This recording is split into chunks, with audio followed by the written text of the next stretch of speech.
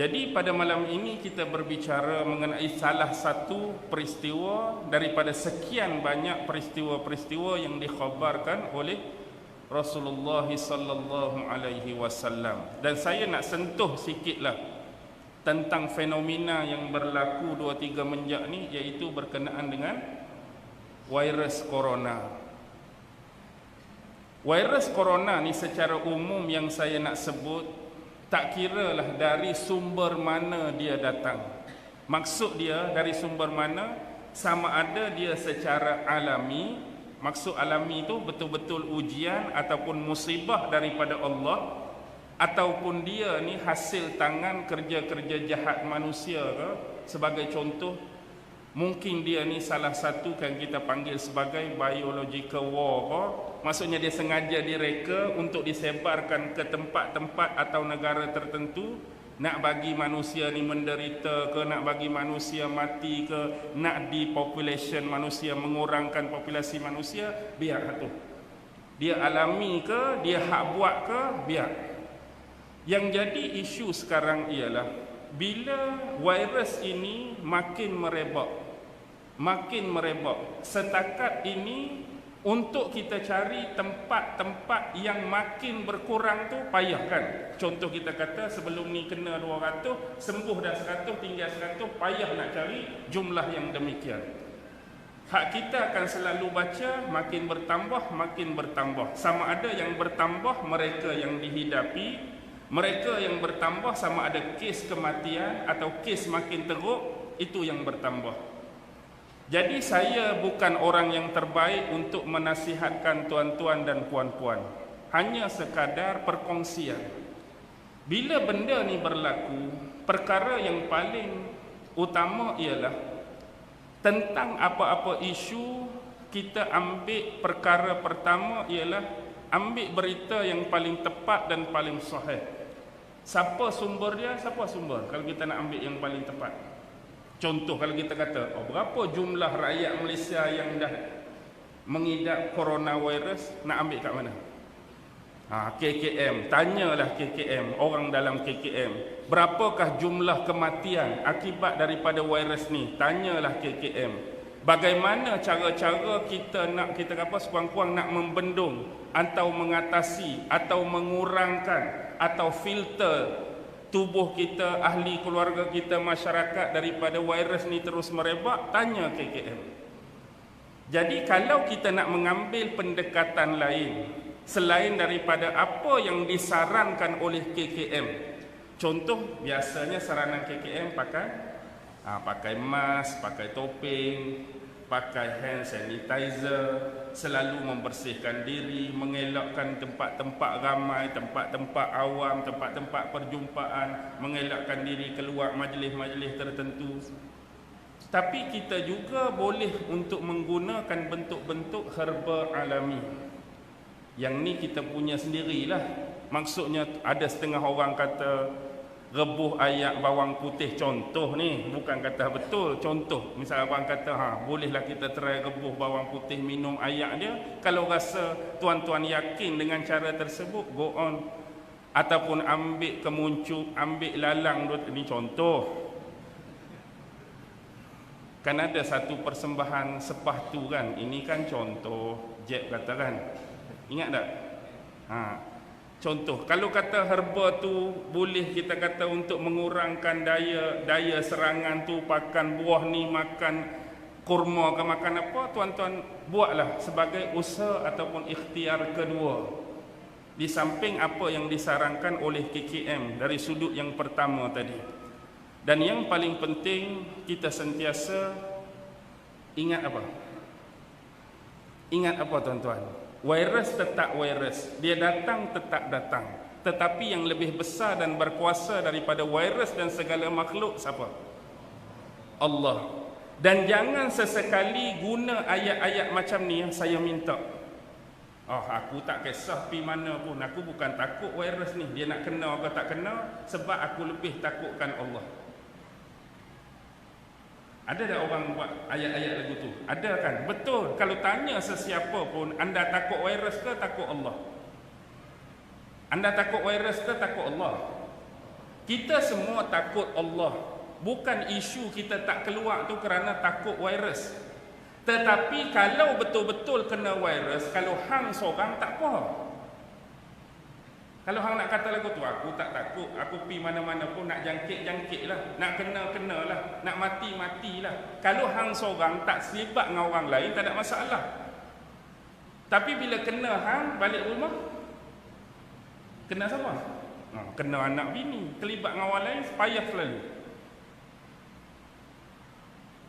Jadi janganlah guna perkataan-perkataan tu. Orang lain yang sedang filter, orang lain yang sedang rawat, orang lain yang sedang mencuba dengan pelbagai ubat-ubat herba pun semua takut kat Allah, bukan takut kat virus tu. Kita ada adab dan kita ada disiplin dan aturan sebagaimana yang disebut dalam hadis Nabi. Kan Nabi ada sebut dalam hadis, bila wabak tu berlaku di suatu tempat, apa kita perlu buat? Kalaulah kita duduk dalam satu-satu tempat, satu-satu daerah, wabak tu terkena di daerah tu, jangan keluar. Takut menular wabak tu. Takut menular wabak tu. Dan wabak tu perlu dicegah. Maksudnya dengan sedaya upaya, dengan semampu mungkin. Hak lebihnya dalam keadaan kita berupaya nak cegah, nak halang, kena juga, tu tak ada arah lah kita kata. Macam kita timbul isu nyamuk Aedes, demam denggi, demam malaria. Usaha kita sapu sampah sampai bersih dah. Longkang segala dicuci, tong-tong air segala dibuang. Nak kena juga, tak ada arahan. Usaha dah buat dah, ikhtiar dah buat. Patuhi arahan daripada pemerintah dah buat, ikut saranan KKM dah buat, makan herba tu dah buat, mengelakkan pergi tempat orang ramai dah buat. Kalau nak kena juga, tak ada buat apa, terima je lah. Tu dah takdir Allah. Tapi kita dah buat, bukan kata pergi seribu. Kalau kena, tak kena, tak kena. Itu bukan cara dia. Macam orang kata pergi perang lah tak mau pakai pistol. Kalau mati hari ni, mati tembak. Kalau tembak tak mati, tak mati. Biasanya kalau orang tembak, mati ke tak mati? Seolah-olah macam serah diri, macam nak bunuh diri. Ayat macam tu tak terpakai dari sudut tu. Ayat tu tak terpakai. Ayat-ayat tu boleh terpakai, contoh lagu mana? Kalau kita tu bukan pi buat benda yang mengarut macam tu. Macam kita, contoh kita kata lagu mana? Kita bukan sengaja lah. Maksudnya kita nak menyeberang satu jurang yang genting. Aku ni tak ada cara lain dah. Macam mana pun kena jemerang. Kalau tak jatuh, alhamdulillah. Kalau jatuh pun, kalau kita kata masa tu, kalau nasib tak baik, mati. Kalau tak mati pun tak apa. Hak tu tak apalah. Hak ni memang tak jemerang guna tu, terjun terus. Kalau mati, mati. Kalau tak mati, tak mati. Masa tu hak tu tak payah guna lah, hak terjun terus tu. Maksudnya jemerang dulu. Kalau nak jatuh, kalau mati, mati. Nak buat mana? Kalau tak mati, tak mati. Tapi kita ikhtiar dah dulu. Ni tak guna, hak tu terjun terus. Kalau mati, mati. Tak mati, tak mati.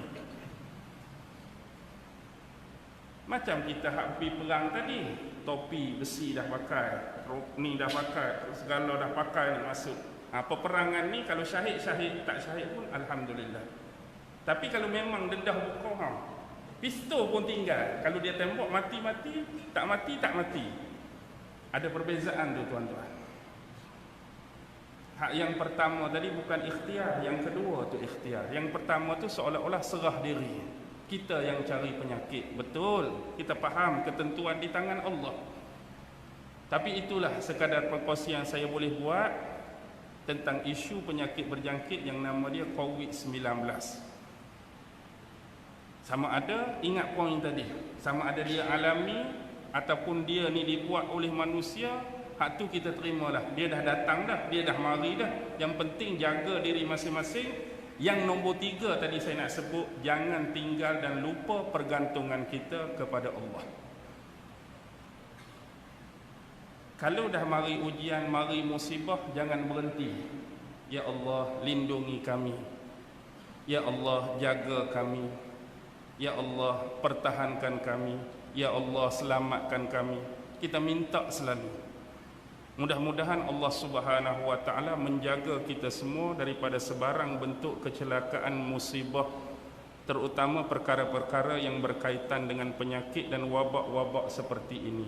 Memang keadaan sekarang amat genting, kita kata tegang. Genting macam mana pun, tegang macam mana pun, Allah kita letak di depan. Dialah pemutus segala. Minta, jangan pernah berhenti berharap. Kerana sememangnya setiap hamba dia ada Tuhan, dan dia meminta pun dengan Tuhan yang memiliki segala-galanya, yang berkuasa ke atas segala-galanya. Dan saya harap saya boleh berhenti kot, letih dah saya pun. InsyaAllah lah, harapan saya semoga takdir Allah dapat mempertemukan saya dengan tuan-tuan di lain waktu dan di lain siaran, insyaAllah. Tak pernah lupa. Ni paka ke kertih? Paka belah tu kertih. Ke paka tu duduk dalam kertih. Paka kertih. Oh, satu daerah yang berbeza lah. Lepas ni Kemaman. Lepas tu masuk Terengganu Cerating pula. Oh. Terengganu pula dah. Pahang. Cerating Pahang. Okey.